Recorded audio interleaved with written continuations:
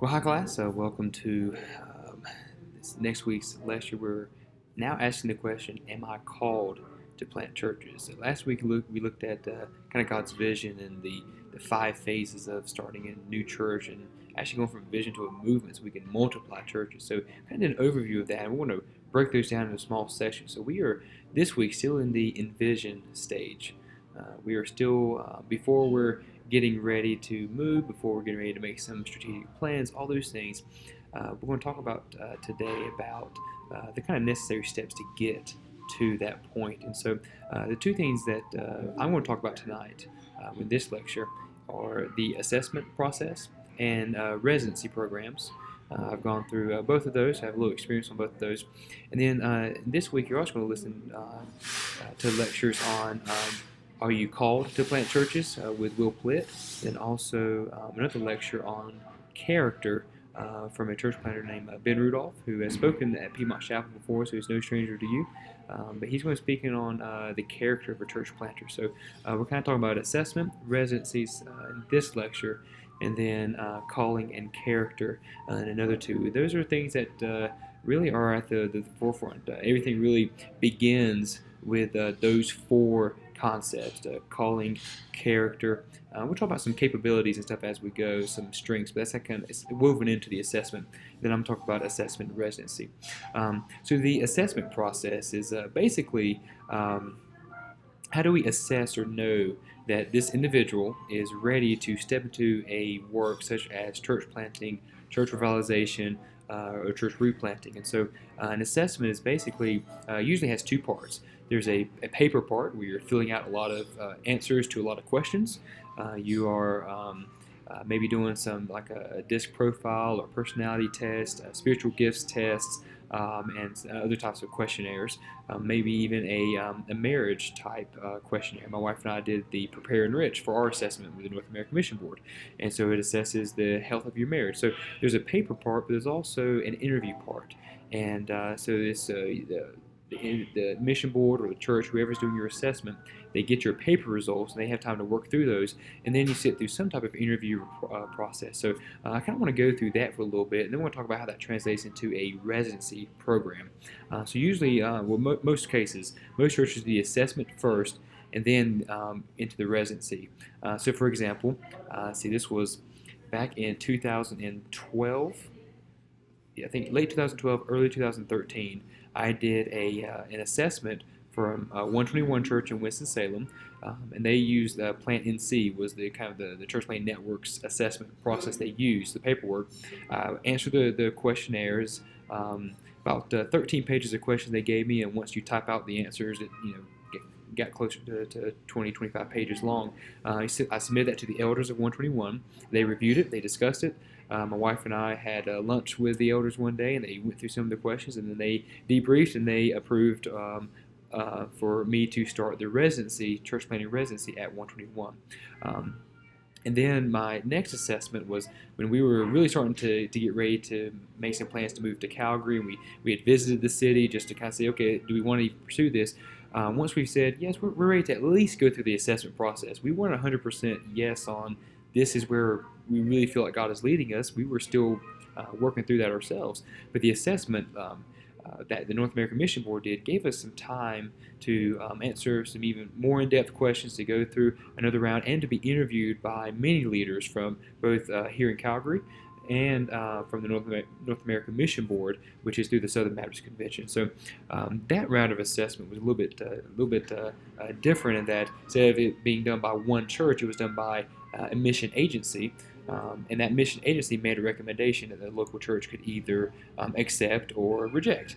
And so Calvary Baptist in Winston accepted the results of our assessment paperwork and the interview process, and then they offered us the position of their residency program that was 6 months to get us to where we are today. So we'll talk about those two things. So let's look now. This is on the North American Mission Board's website. You can simply go to nam.net/church planter assessment. You see that there at the top. This is just one. There are many different agencies and church planting networks and churches do a little bit different, but this is one I'm most familiar with. But when you get down to it, they're generally the same outline. I'm sorry if you hear a little jazz music in the back. I'm actually in a hotel lobby right outside the airport of Calgary. My wife and I and our 19-month-old son Kirk flew up yesterday. Applied for our religious worker visa. We were approved for 3 years, so we praise God for that. And we spent today looking for rental homes and lining up bank accounts and those type of things. And we'll finish that up tomorrow and then fly back the following day. And so I'm in a motel lobby. My wife and son are asleep in our room, and so I'm recording this.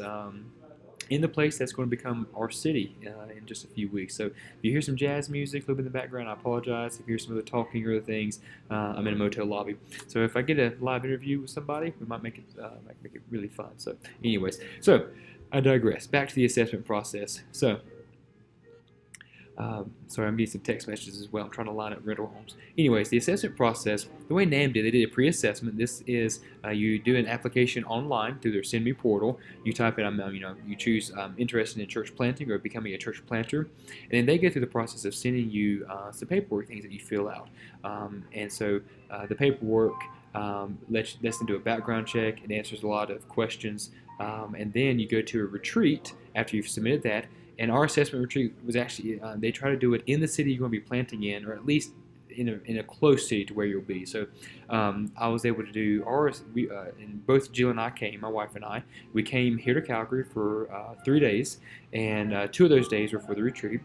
And basically, we met with over a dozen leaders, pastors from here in Calgary, some Christian counselors here in the area, and then a team from the North American Mission Board, headquartered in right outside Atlanta, came up and helped lead it as well. So we had over a dozen people who had looked at our written part, and we're getting ready to do our interview part. And so during that retreat, we had basically these 45-minute sessions for 2 days with different ones, and they looked at the different areas of a church planter's calling and things, and we're going to look at that in just a second. But so it was paperwork, this retreat time, and then after that retreat, the team that did your assessment and all the interviews and everything. I mean, I even had to preach a mini sermon. I had to give an elevator speech to a Shark Tank type team who would possibly give us money. There's some interactive things that we had to do as well. It wasn't just sitting in boring interviews. It actually was quite fun and really a pleasure to be a part of. So we did it with 3 other couples, 2 of which were looking to come to Calgary, 1 looking to go to Niagara Falls, Canada. So it kind of worked that way. But at the end of the retreat, the team gets together, they debrief, and they give each candidate 1 of 4 lights: a green light, yellow light, orange light, red light. So green light, as you see here, this candidate is thoroughly prepared for the task of planting. Yellow light, this candidate is ready, but there are some concerns, some things to work on in the process. But yeah, they're called to plant. They should be a church planter. Orange light is a little bit step further, saying, there are several things that we're just not quite sure about. This person definitely needs a lot more time. They need to be part of a local church that can help mentor them and sharpen them for another 3-4 years or so, and then maybe they should apply for the assessment again. And red light means, you know what, don't quit your day job. If you're really doing well at your current job right now, stick with it. Church planting is not for you. In our group, I think all of us but 1 got a green light and 1 got a yellow light, which yellow light is good. We were actually hoping for a yellow light, and Jill and I actually got a green light by God's grace. And then the next part, which I have not done yet, which is coming up in 2 months, is an orientation that the mission board will do for all new church planters. And so while we're talking about NAM's process and what I went through, I want to show you basically some of the questions, the outline that I had to go through. It was actually not that bad. But I just want to show you the types of questions that I was asked, because you'll be asked these at some level, some fashion, if you're applying for either revitalizing a church, if you're doing it through some type of network or agency or mission board. Even a church, even a local church should be doing assessment a lot better than they are now. And so here is the document. This was our assessment that the mission board sent back. So this is the results. And I'm not going to go through, there's several pages, but I'm not going to go through the last many pages that really has a kind of a coaching plan for Jill and I. It said, we noticed the strengths in the couple, but here are some of the weaknesses. And I don't want to expose all my weaknesses tonight. And plus it has some stuff about my wife that she would probably want to remain confidential. And so we're just going to look at the first 2 pages, which kind of gives an overview, and it'll give you some notes to be able to take as well. So this was our results. We did this past spring, and there's our sending church, Calvary Baptist. And here are some of the pre-assessment tools. They explain the process here, which we just went through. But the tools that we went through were the Prepare and Enrich, which is you can actually use this for premarital counseling with a couple, or marriage counseling for a couple that may be struggling, or they're trying to figure out more about themselves. They have us take it to see how vital we are as a couple. Are we a really good compatible? Are we really on the same page with things? And so each couple answers questions individually, and then the results go to the team, and then they kind of go through them afterward. A Christian counselor or a pastor can actually use this program, Prepare and Enrich, to do premarital counseling for a couple as well. And it goes really in depth on your history with your family and how you view your father and your mother and your siblings and all sorts of things, even expectations, how many children, things about sex life, and all those type of things. So you're asked that to see how are you on page, because you may have all the right skills to be a church planter and all the right tools, but if your spouse and you are not in agreement as a family, as a couple, then it'll crumble. So that was the first thing we did, was the Prepare and Enrich. It took us, I think, about an hour to answer all the questions and then submit that. And you get a long report, about 20 pages or so. The next is called the Church Planter Profiles, and this has different types of kind of personality profiles. You might be familiar with Myers-Briggs, where theirs was called the Golden Personality Profile. You see that right here, the golden. So that is essentially, it's a different version of the Myers-Briggs. So I'm an ENTP, I believe. The Portrait Predictor is the DISC profile, which I'm going to show you in just a second as well. And also we did a spiritual gifts test, just to see about what my main spiritual gifts are, my top 2 or 3. So we did those, and also I had submitted my Strength Finder results, which I had taken the previous year, but were still applicable, and I'll show you that as well. Then there was a questionnaire. The questionnaire was rather long. It actually took us several weeks to answer the questions, because it would say, in under 2,000 words. Well, they say under 2,000 words, they're expecting more than 4 sentences. So it took quite a while to answer, and the final product was about 40 pages or so of my personal typing. So it was a very large research paper, if you want to look at it that way. There's a few questions that Jill had to answer as well, but you did this all online, submitted it. And so with the church planner, with the questionnaire, they're on 9 different areas. Now take this down. This is key for your notes for tonight. So you see here, these are what the question is related to. They were all related to the 9 characteristics of an effective church planter. Now, these are not the 9 that every single church and church planting network uses. These are one that the North American Mission Board does, and really they borrowed from another group, a local church that actually developed a really solid assessment process. They actually bought their stuff from them. Actually, I think the church gave it to them. Anyways, and so the first is, now these are the 9 characteristics you see here on the screen. Calling is the first one. Does a candidate demonstrate the ability to clearly convey their salvation experience and personal calling to church planting, and seeks a growing relationship with Christ? Second one, emotional and spiritual health. Demonstrates willingness to prioritize personal health and constantly looks for personal improvement. Okay, so ask your question about your emotional, spiritual, how much time you're spending in Scripture. Even have you battled depression? Some of those other type of things that go into emotional and spiritual health. Family dynamic is the third. Demonstrates the ability to be the spiritual leader in a family and establishes appropriate boundaries for that family. Honestly, this was the area that was the toughest for me, because at the beginning of this process, I was a PhD student working full-time at Piedmont on staff, teaching a new course for this church planting minor, and we just had a new baby who's only a few months old when we started this process. And so life was just absolutely crazy, and I was not balancing life very well. And so when we got to the assessment retreat, we were talking to someone, and he says, you got to give up something. And he was the first of 3 who actually said, Dustin, you need to give up something. And so couldn't give up my job, and not going to give up my family. And so I ended up hitting the pause button on PhD. So I'm right now not a PhD student, but hope to pick it back up when time allows. So that was a necessary decision, but they all recommended before you step into church planning, give up something, give more time to family. So I did. Vision, the fourth, has the candidate captured a compelling, faith-inspired vision for their life and ministry, which they can articulate effectively in a variety of settings. So our vision was gospel saturation of a city. We want to see every man, woman, child in a certain geography have repeated opportunity to hear, see, and respond to the gospel. If you had the first class with me on disciple making, we covered this very extensively.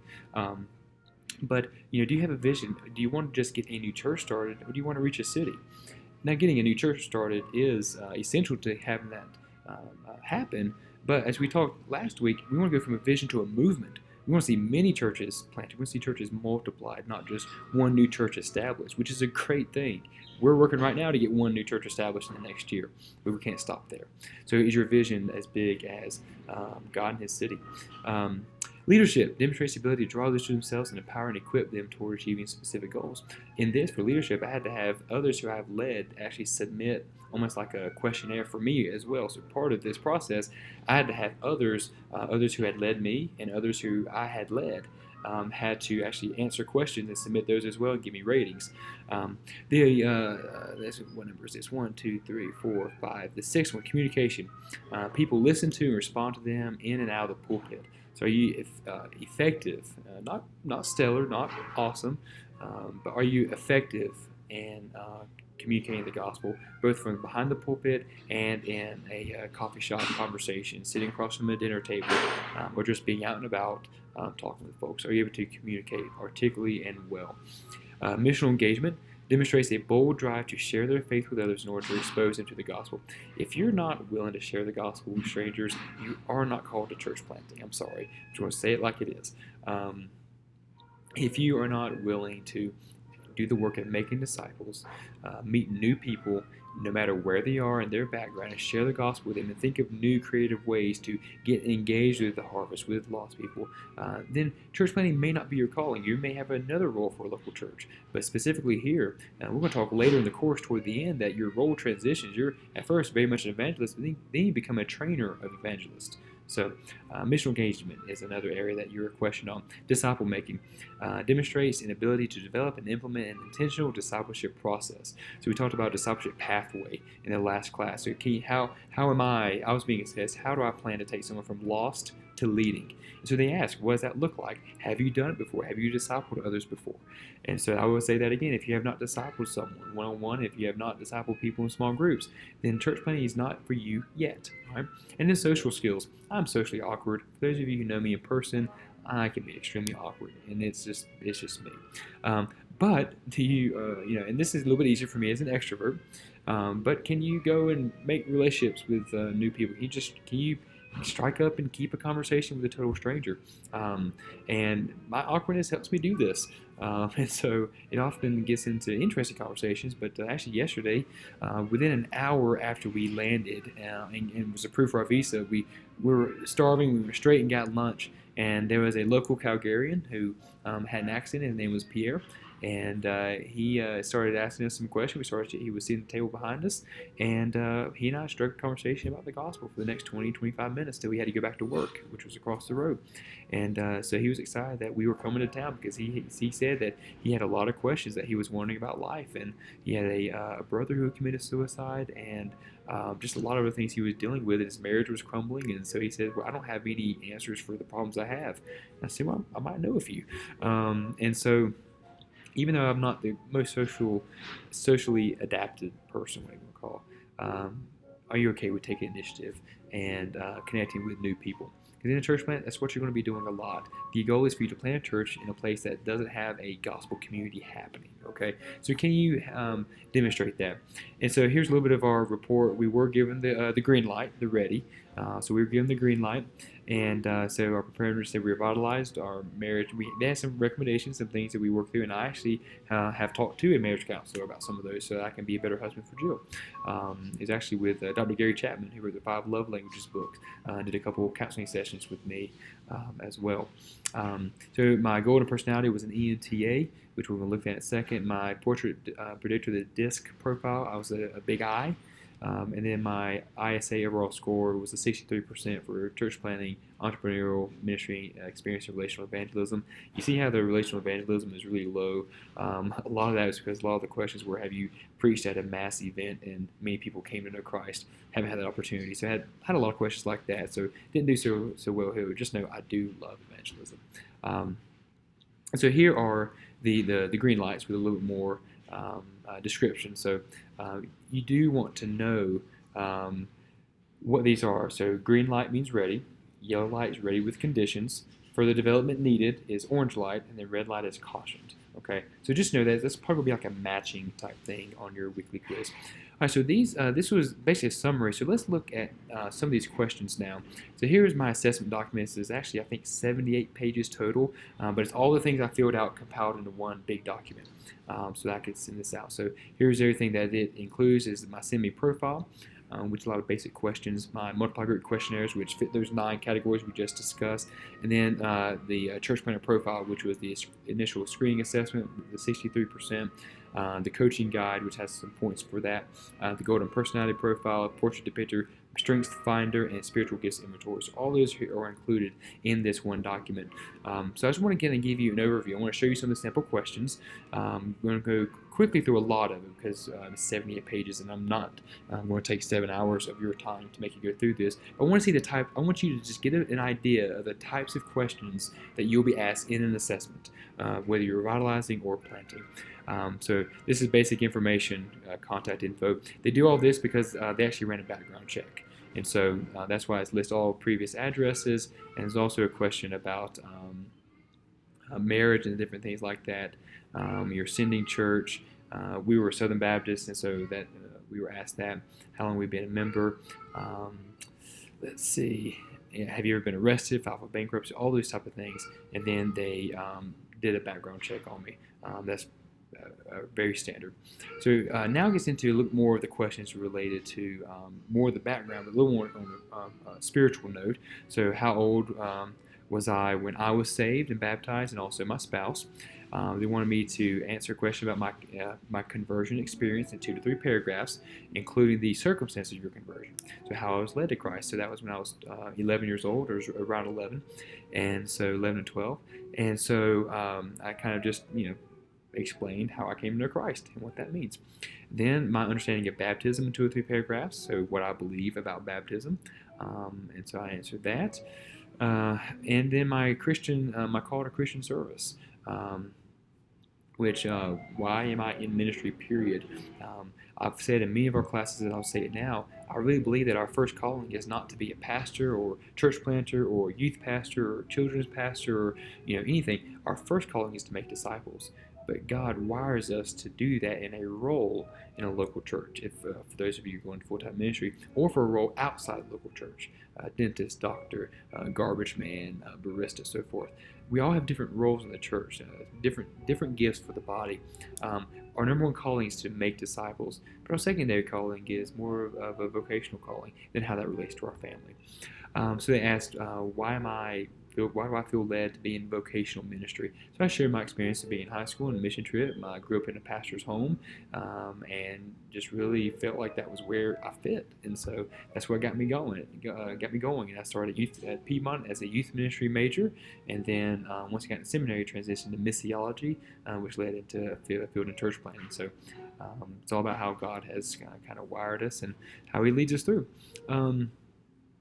Okay, in a recent experience of verbally sharing the gospel. So this was 3 weeks ago. I had a conversation with some guys, and so that was the last time at that point that I had a really long, good, full gospel conversation. So I had to explain what that looked like, and because again, if you're trying to go plant a church and you're not actively sharing the gospel on a regular basis, you're probably not ready. So I just shared a little bit about one of those experiences, explain how to become a Christian, what it means. So how would you explain that to someone else? What are you passionate about, and what are your spiritual gifts? So I answered what I am passionate about city redemption and other types of things. And then also how I love collaborating with other leaders for the sake of the city, which includes, I think, church planting and also lay mobilization. And my academic interest in North American missiology. Hence, while we're having this class, one of my other passions. Here's some ways I've been tangibly involved in ministry. Just want to give a background to see if you've had experience in ministry. And then describe any church planting experience that you've had. Now, for me, I had helped in some other ways, but I had not actually planted a church. And so I just described how I was a part of a church. I planted a second campus, and then the residency that I did there at 121. So I explained that. All right, just describe briefly the role you see yourself taking in church planting. They want to know what you're tracking. All right, so I kind of explained a little bit about wanting to be a lead pastor, but who also raises up other leaders to take my place. I put my geographic preference because that's where we were exploring at the time, and then have I been assessed? Yes, and explained what that assessment was. That was the one I did for 121 Church's residency program. So they just asked, am I, let's see, in full agreement with the 2000 Baptist Faith and Message? That is the Southern Baptist Bible doctrine, I guess, if you want to say. Statement of faith is a more proper way to say it. So just ask all these. So now let's get into education employment. Don't need to know all that. I went to school, yes. Okay, it had a list of people who sort of for references. So I listed some ministry leaders that I worked alongside that they can contact and email. Will Plitt, Charles Pett, Josh Hatfield, Brian Upshaw, all leaders in different ways that I have worked under or with, and they can all attest to my either academic or my ministry knowledge or abilities, I guess. Okay, these are more of just... Okay, this gets into the questions. So the first set of questions were on calling and vision, which were two of the 9. So question was, describe a time in the past when you have experienced and acted on God's call. Why do you want to plant a new church? When did you know you were called to plant a church? Describe how you were called to plant a church. I mean, you see, I've typed a good bit. Describe how your spouse feels regarding the possibility of church planting. List the names of mature believers who have validated your call to plant and their relationship to you. So I tried to list a good number. I don't know if any of your names are on here yet, but some might be. But you would know a lot of these. Dr. Tim White. You would know him as well. Dr. Pettit. So others who I've had a relationship with said, yeah, you may be. So I just want to validate and get some affirmations from the outside. Describe how your sending church feels regarding the possibility of planting a church. I said they're very affirming. That was in the residency to prepare for that. If you have a location in mind, explain why. Describe your vision for your church plant. Now this has changed a little bit now that we know more specifically where we are and where we'll be. But what is your vision? Mine was a Great Commission vision. You see, going, baptizing, and teaching with the wording throughout. So my vision really centers around the Christ's command, His commission to go and make disciples. So our church planting vision centers around not getting a church started, but making disciples. That should be, I think, every church's vision is to be. Our vision is like, okay, here's our statement for Calvary. We want to saturate Calvary with the gospel of Christ as our vision. That's what we want to see happen. Our mission, therefore, is to multiply disciples, leaders, and churches. So the Great Commission is central to our mission and our vision. Which model or style of church do you plan to launch? Kind of want to know where you're tracking. There's the attractional launch large, and we're going to talk about all these when we talk about models and approaches. But I basically said missional communities, which is what I was more used to. But as I say here, I typed in the other. I chose missional communities, but I chose the other because I don't really feel led to do house church or the attractional launch big. Try to have 200-300 on launch Sunday and so forth. It's just not my makeup, not my wiring. But I said here, I strongly believe that the context should determine the approach. So this may change once in the community. And now that we are getting ready to be in Calgary, it may be a blend of some of these. Especially with tough finding rental space here for a worship service, we may be a network of house churches for a while until God opens up a meeting space. We may look more like missional communities, or we may even get some ideas from the attractional launch large type approach for how we do Sunday mornings well. So to me, I'm a both and kind of guy, but we will talk about models here in the next few weeks. So those are all about calling and vision. This is about leadership. List leadership positions you've had and what your greatest success has been. What's the most difficult conflict you've dealt with it in a ministry context in the past 2 years, how you dealt with it. Describe opportunities you've had to build and lead a team or your strengths as a leader. Because church planting, you're going to be building a team to help you. They want to know, can you do that? And do you have any strengths that lend towards that? Describe something you started from scratch that you seem grown and become self-sustaining. And so I listed that. Why did you leave your last 2 positions?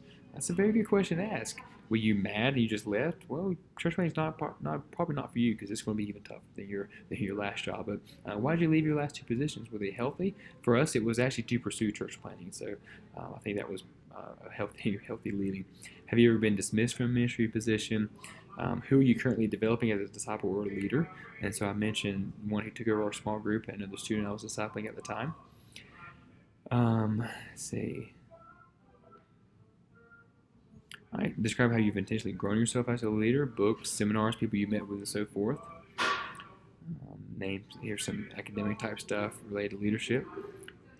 Financial status and debt load. That's a very good question to ask in the assessment process because, like for us, we're moving to a very expensive area, and so we had to make sure that we could afford to come, but also do we have so much debt that we're leaving back in the States that we couldn't move. And so this is something that to really handle early on because if you do have a lot of debt, church planting is not going to help you get out of debt.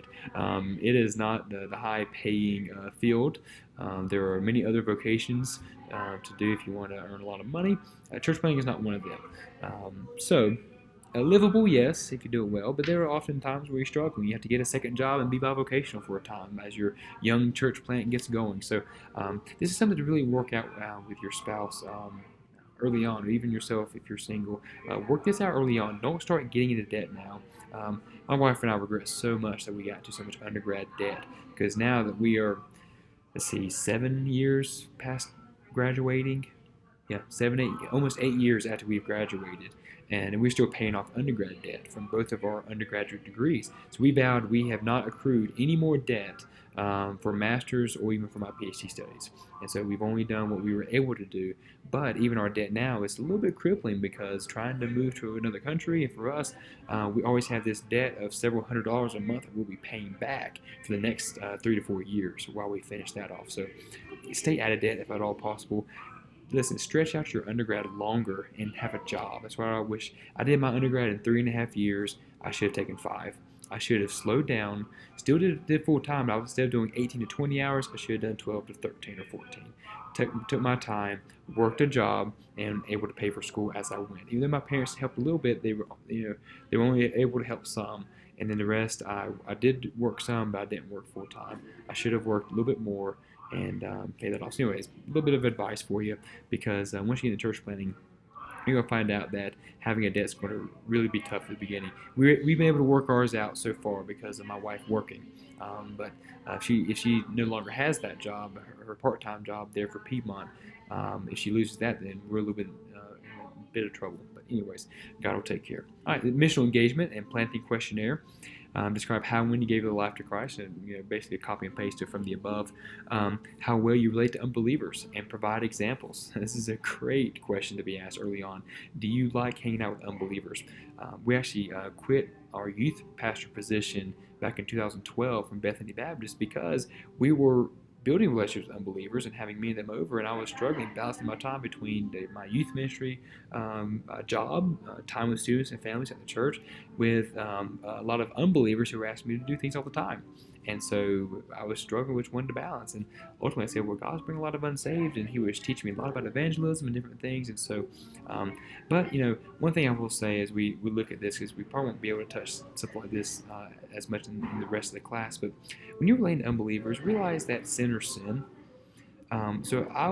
There's been several times where I was in a bar with a guy, and we were playing darts. He was drinking a beer. I was drinking a Coke.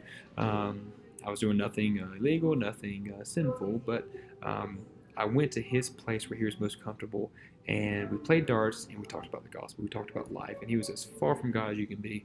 But I've done that. And if not everyone has to hang out in a bar, I'm not saying that at all. It just happened to be for that particular guy, that was his place to go. And so I said, well, I don't drink. I don't personally drink alcohol. I don't care to be like a club scene or anything like that. There was a kind of a quiet bar that we went to, and but yeah. Sorry, I'm getting asked more questions about rental stuff.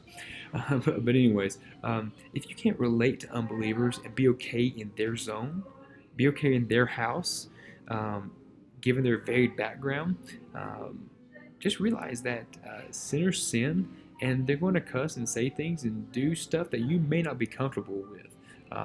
Especially if you've been in Christianity for a long time, especially if you grew up in it.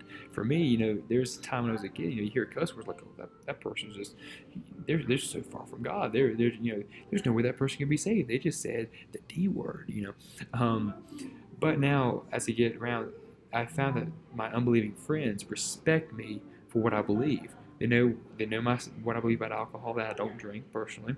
They know that I don't cuss and slander, that sort of thing. I don't speak bad about anybody, or at least try not to. They know my view on homosexual lifestyle and gay marriage and those type of things, and so they know a lot of those things about me. But they have respected me because I have loved them first. So, anyways, if you can relate well to unbelievers and you have friends who do not believe and they are comfortable with you around, and you're not shoving your religion down their throat, so to speak. Navigate that wisely and make friends. So, anyways, so I had to describe some different ones that God had brought to my life more recently. How often do you share a verbal witness with an unbeliever? How often do you share the gospel? How would you describe your evangelism style or approach? There's a whole class on evangelism at Piedmont that you've already had. How much money have you raised to date for your church plant? And at that point, $1,100. We were a little bit further than that now, but at that point, we had raised that much for our trips, our initial trips. How much funding do you think you'll need to raise for the first 3 years? And this depends on your context. For us, we had to raise a lot more compared to Winston because the cost of living in Calgary is almost twice what it is in Winston-Salem. So just very different. Your knowledge of experience in the community that you're going to? Well, we didn't. We had only visited a few times. Why did you choose that particular community? Well, a church had asked us and recruited us, and so we started giving it a shot and started visiting, and it just worked out, and we found it to be a really good fit. Others are led to their community in very different ways. They've had a heart for Seattle, they've had a heart for Nashville, they've had a heart for Rockingham, North Carolina, whichever it is. You've had a heart for it for a long time, and you just know that's where God's taking you. He may take you to some other cities before He gets you there, but why are you choosing this place? That's a really good question. Is it, well, I think I can have a better opportunity for having a large church? That's not the best motive. We wanted to choose a place that was over 90% unchurched. And so Calgary was 95, so it fit us well. How many adults are you seeking to have on your team prior to starting your public services? So we want to have at least 3 or 4 kind of small groups, missional communities, whatever you want to call them, gathering before we have a large launch. How many adults have currently committed? And right at that point, just my wife. And right now we've added one more because we moved to a new country, so I can't just recruit everybody. It's tough to get a visa for Canada. So we are actually going to be recruiting and building our team from the harvest and from maybe, hopefully, prayerfully, some Christians who are already here. Where are you in the process? What style of church? All these things. Have you been assessed? By whom? Have you got any training? This is a good one. Describe key milestones you hope to hit in the first 3 years of your church plan. Start thinking of a timeline and the milestones that you hit. And so from at 3 month, at 6 month, at 1 year, they want to see are you able to actually lay out a plan that makes sense? If you say, oh, we're going to move there on February 1st, and on February 15th, the day after Valentine's Day, we have our first church service.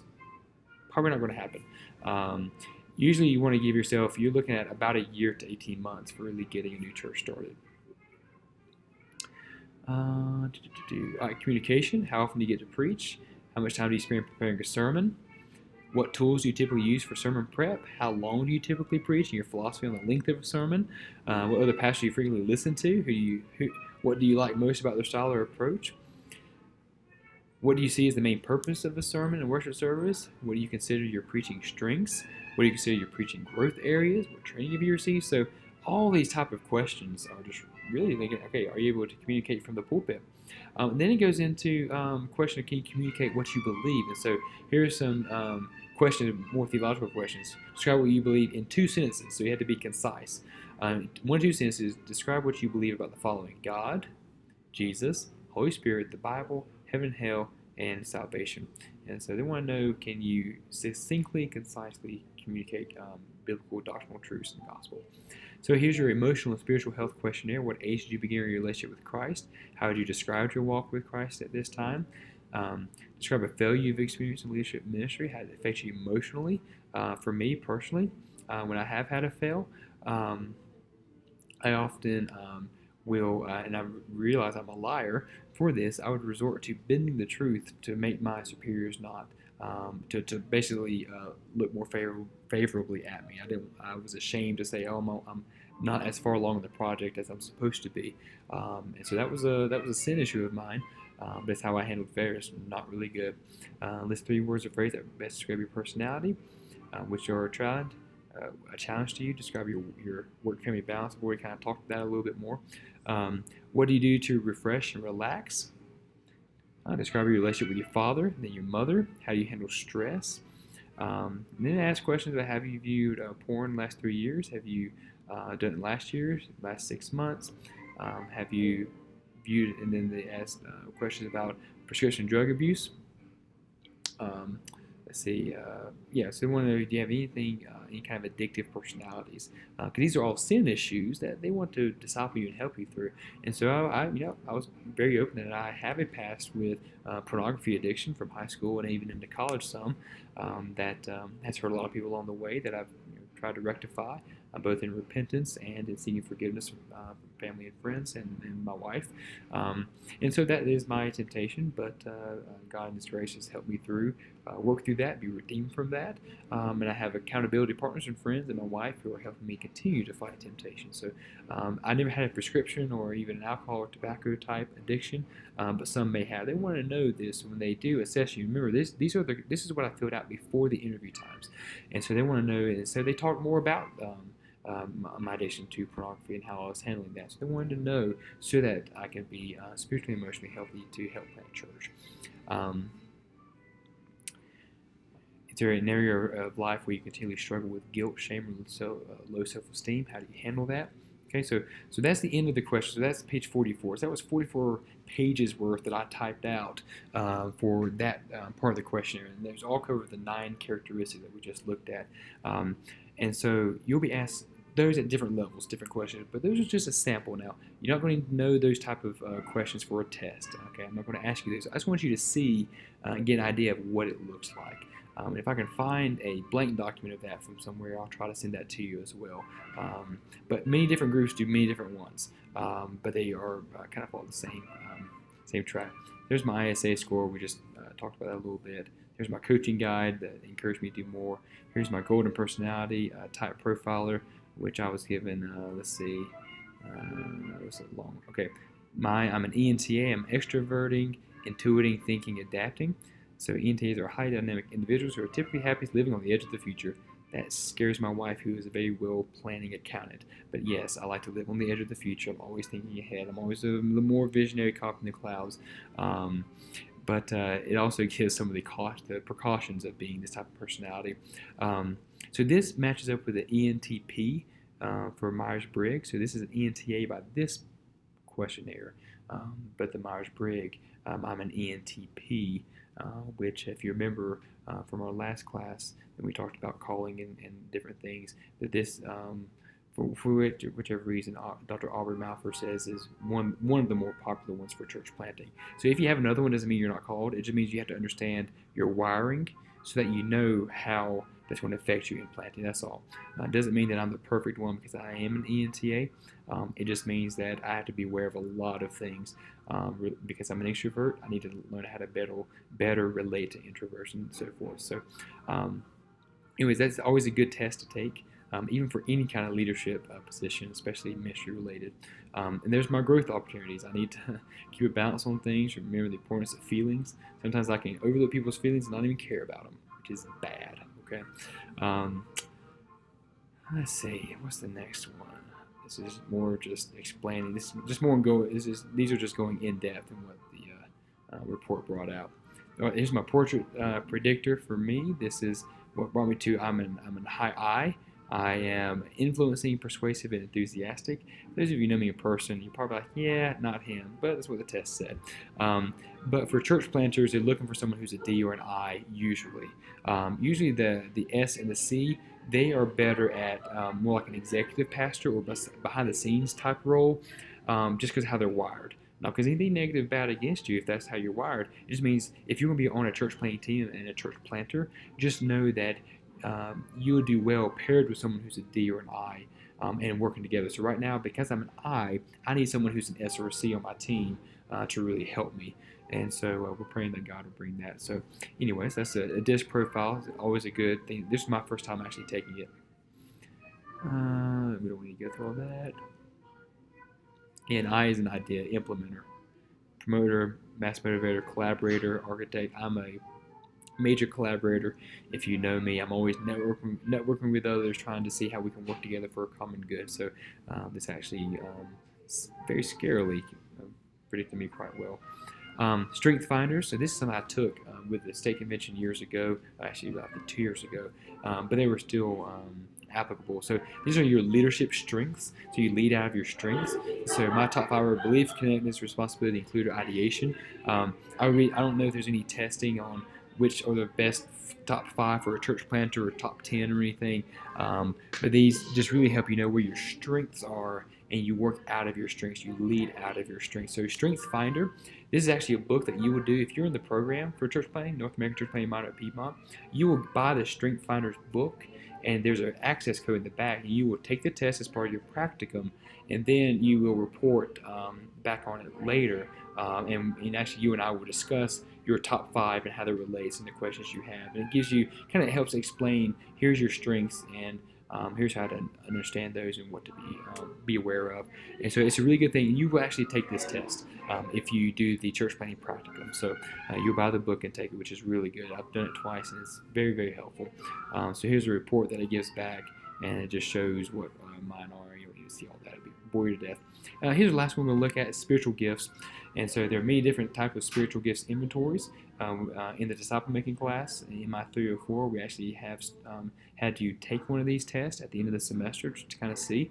So these are good. These are online tests. Are they really that accurate? I have found that they're pretty close, though my top 4 and 5 usually fluctuate depending on the test. It may even fluctuate depending on my mood. I don't know. But teaching, for me, teaching and leadership and evangelism pop up the most in my top 5. Apostleship, prophecy. Apostleship, I see that more as kind of more of a, you're just wired to start new things. So I relate that more to apostleship than like healing and that sort of thing that we saw the apostles in Acts do. I think for today in our period, that apostleship is more of a wiring type thing for church planners to like to start new things or break new ground, not the role or the like the office of an apostle. Prophecy, I don't know what all that means. I just like to communicate the truth. Maybe that's what that means. So to say that mercy is very at the bottom, and so is discernment. Yeah, and giving helps. Yeah, don't come to me if you need help. Come to me if you want me to teach, or if you want to go share the gospel with somebody, or something else. But don't come to me if you need prayer. That's really bad that I'm that low on prayer. I do pray. I'm not good at being a prayer warrior. If you really need some prayer for something, don't call me. I would love to pray for you at that moment, but I will forget to pray for you later. But I do pray.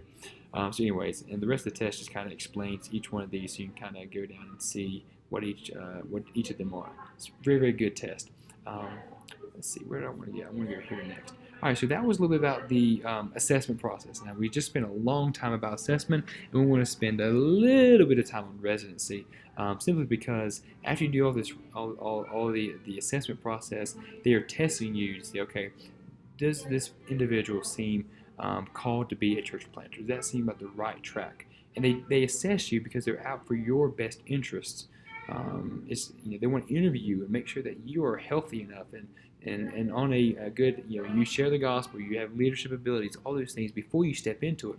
So then you're assessed through this whole process that we just looked at, and then you're given the different lights. Here we are, the green light, yellow light, orange light, red light. Ready with conditions, a little more precautions, and not ready at all. And so you're given these, and then you step into a residency program that gives you one-on-one mentoring and training inside of a local church to help. So as I explained, I did an assessment and did a 2-year church planting residency at 121 Church, where the elders did several things. I got to meet with them individually for kind of counseling and discussion sessions. They did have me do some reading and discuss those books with them. I got to preach a handful of times throughout the year, probably about 3 times each year. They let me preach, and I would always meet with one of the elders afterward, and they would kind of debrief my preaching, give me some pointers. I got to join in on a few of the elder meetings to see how our decisions made behind the scenes. I got to do some things with our lead pastor as he was doing some networking and teaching in the city. And the biggest part of our residency was they asked me and Jill to help start a new gospel community, which is their small group. And so we started one from scratch. And part of a church plan, you like to start things from scratch. And so we started one with is me, my wife, and two Wake Forest students. So us four, and in about a year, we were had about a dozen to 14 or 15 part of our group, mostly Wake Forest college students. And so we started that group, we started that gospel community, and to this day, it's still going. We passed on the leadership when we stepped out to explore. Move into a new city for church planting. So during that residency, starting that small group let me show our pastors, um, you know, have some idea of starting something new. Now they helped me. They gave me coaching along the way. I wasn't alone doing it, and I did it by their format. It was a gospel community based on the format that they wanted to see happen for their church.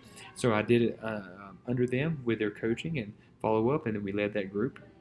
And then we left before we were able to multiply, but our goal was to actually multiply the group the next year. But then God called us to Calgary, so we passed on leadership to someone else.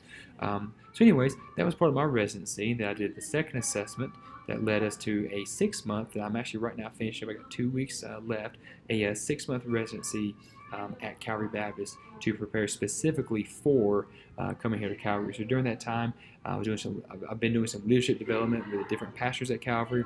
I have done our partnership development, which we're going to talk about in a future lecture on how do you raise prayer partners, mission team partners, financial partners, those type of things. Been doing all of that while also getting some other training. And I've made, I guess, since we've confirmed, I think this is my fourth trip to Calgary since then. So we've come to the city to explore. Meet with other pastors, check out community, see what the needs are, those type of things. So all that was part of the residency because we knew where we were going, but I was assessed first. So here's just a simple example if you want to look up one, just kind of see how the process is. This is Summit Network from the Summit Church in Raleigh, Durham. You probably hear me talk about them a good bit. Solid church, love what they're doing. I have several friends who are on staff there, campus pastors and planters. They have a really well done 9 month residency that basically gets you in. They call it one part leadership finishing school, one part church planting incubator, one part gospel DNA. And so really they bring you in for 9 months, and you're being trained by their best. They bring other planters who they've sent out and from around, and they really just kind of teach, coach, train, that sort of thing to help prepare you. So that time they teach you how to raise funds, and then you go out and do it. They teach you how to build a core team, then you go out and do it. And so this is one that you have to apply for. They only take 5 to 7 a year, and they take them for church planting and for church replanting and for revitalization. So it's not just for planting a new church from scratch. It's also for those who wish to revitalize a church or remission a church. What you can expect: training, relationships, funding, sending, and coaching. That's what they do as part of the network. And once you are planted out from the summit as a resident, you are planted out. Then they still want you to stay connected, so you still actually collaborate. Maybe you help with the next residencies, and you even help as your church grows. You help support it financially. And so here's how they have an application. Only a certain time period they accept it. And you do the inquiry, which is you kind of checking in, the answers and pre-questions. You do their assessment, which I'm not familiar with, but it's similar to what we just went through. Then you're approved, and then you start the residency. So that's basically the kind of beginning process, and from the assessment and residency that really dives deep into who you are and are you wired to plan. From there, you step in and you're ready to go in and be part of a church planting activity. So I always recommend do an assessment and residency before you step into church planting.